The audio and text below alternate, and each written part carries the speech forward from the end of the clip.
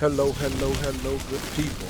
This is your guy, Mr. Educator, Mr. Communicator, Mr. Free Thinker, back at it again from the Lone Star State with another edition of the Media Mike Speaks. Hot topic, yes, as you see, hot topic. If you have not already heard, we have slave mania. That's right, slave mania. Now, what's with the goddamn slave mania? This was sent to me by one of my subscribers, but I already had done research on this. And I tried to give it the benefit of the doubt as a way of, I was going to suppress it, but it's reared its ugly head. This is worse than television. You see, every time you turn around, there's some slave movie on. Like that's the only thing in the world people have to see regarding African Americans. I mean, really? And this is what you have going on in schools? I mean,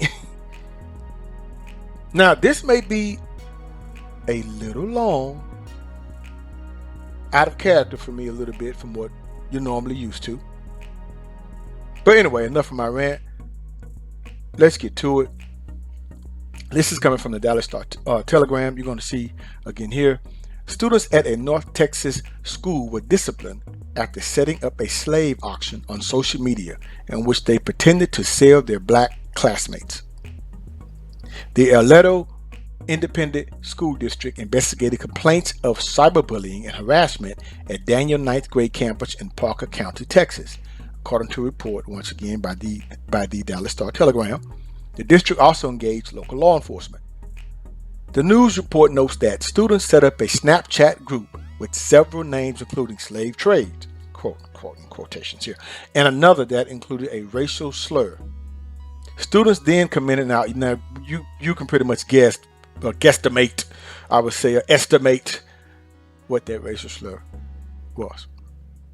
Students then commented how much they would spend on their peers, ranging from $1 to $100. Now, these students were disciplined, but it's not specified on how they were disciplined. What, suspended? I guess. I mean, what actually could you do? Number one, you're talking cyber here. A new form of cyberbullying and dealing with slave auctions. It's online. Snapchat, that is. Now, the district superintendent goes on to quote here, "There's no room for racism or hatred in Aledo ISD, period. Aledo Independent School District," according to her, she says, Susan Zebowen said in a statement, "Using inappropriate, diverse, and racially charged language and conduct is completely unacceptable and is prohibited by district policy," unquote. Now, the president of Parker County NAACP, Eddie Burnett, who heard about the incident Sunday, told the Star Telegram he plans to raise a discussion of it at the next school board meeting set for Monday. In the official statement, the superintendent encouraged parents and members to have important conversations with their children at home about racism and other forms of harassment, unquote. Parker County, located about 35 miles of Fort Worth, is included in the Dallas-Fort Worth Arlington metropolitan area, a long-time Republican stronghold. Now, I don't know what that was about the Republican stronghold. What that supposed to mean? Because last time I checked, we got number 46 in office, and he don't know where he is half the time. So what you thought was going to go away, now here's the thing. Now, I'm not trying to say I'm caping for Republicans or number 45. I'm just saying don't throw that in there. Don't do that. When 45 was in office, we had riots, police shootings, racism, as people said, allegedly. And technically, these things went on. And here we are, number 46 in office. He just got in. And we have riots, racism, police shootings. So nothing has changed. So, before I continue, I'm going to go on and say here, they both were bad. And if you sat up here and thought about, well, he's better than this one, just look around you and see what's going on. Anyway, let me get off that. Let's get back to the topic. Didn't mean to go off on that rant. So, and good people, Texas isn't the only school, and it's not limited to the South. As you see here in upstate New York in 2019. Take a look at these headlines. See, I've done homework already. This is upstate New York. I used to live up there. From 1993 to 1995, I lived in upstate New York. Now we're going to talk about some stuff because I've been all over the world. And pretty much almost all over the continental United States. But I lived up there for 2 years, upstate New York. I taught up there, and I worked as a New York State investigator up there. When you see this, you go back and you find the article, and you read it for yourself. Now this happened in 2019. Nothing new. Better yet, let's go all the way across the Atlantic. As you see here in the UK, 2020, last year. Matter of fact, spent time over there also. Matter of fact, while I was in Oxford, this was back in 2006. So this is nothing new, actually.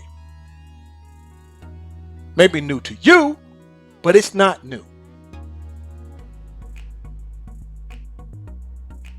So take a good look here at what goes on across the ocean. 2019, 2020, 2021. Seems like a pattern to me. Things that make you go, Now, but I believe it runs deeper than this. You see, I would like to know, where was all of this before? Boom! Roots. Do you remember, for those of you who are old enough, if young enough not, but they got one for you. Yes, but I was actually, there at that time watching this.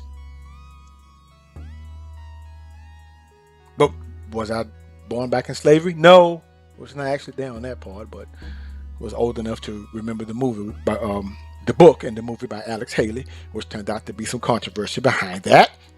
But you see, I believe that's when all this started. Because I can do more research and go back before Roots was even televised. Was these things going on in schools? I don't know. But it seems to me, ever since this was televised, all of a sudden now it formed in the mind of a lot of people up to now. You see, as African Americans and as a people, they're much more than this. And I'm fed up with all this goddamn slave movies. And shit, this is ridiculous. If you want to try to curtail this mentality from other races from looking at African Americans from a subservient position, then how about showing movies like this? If you've seen this movie, good movie. I encourage you to view this movie. Mos Def did an outstanding job, in my opinion. If you've ever, I would say, watch rappers that can act, not all of them can, but he did an outstanding job here. He played this gentleman. Now read this. Good people with little or no medical training. The guy he played had the hands of a surgeon. He could operate with his eyes closed. Now I wouldn't encourage that. I wouldn't really want to trust him operating on me at the time with his eyes closed, but he could do it. He was just that good.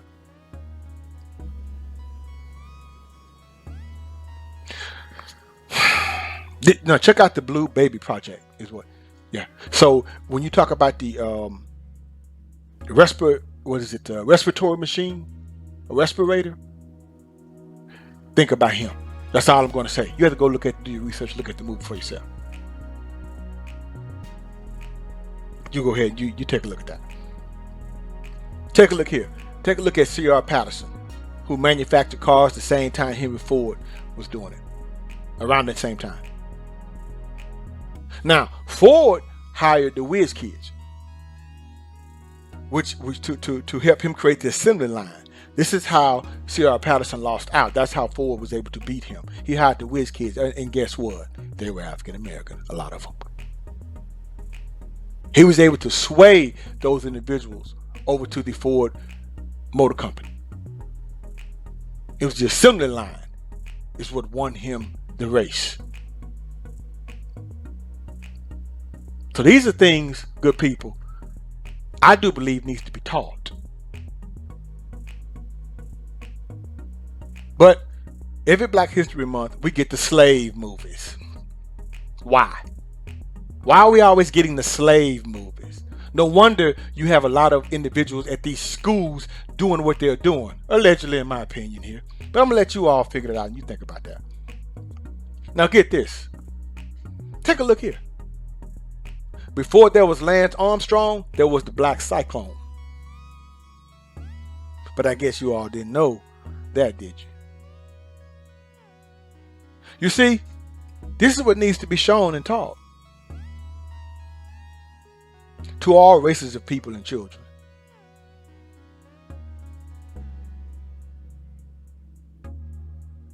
Well, I just wanted to make a dent and put in my 2 cents. All right, good people, sad to say, but that's it for today. And remember, if you had or have a bad day, try doing some research and picking up a book so that you can be okay. This is your guy, Mr. Educator, Mr. Free Thinker, Mr. Communicator. Subscribe, share, and like so that I can keep rocking on the mic. And you all have a good night.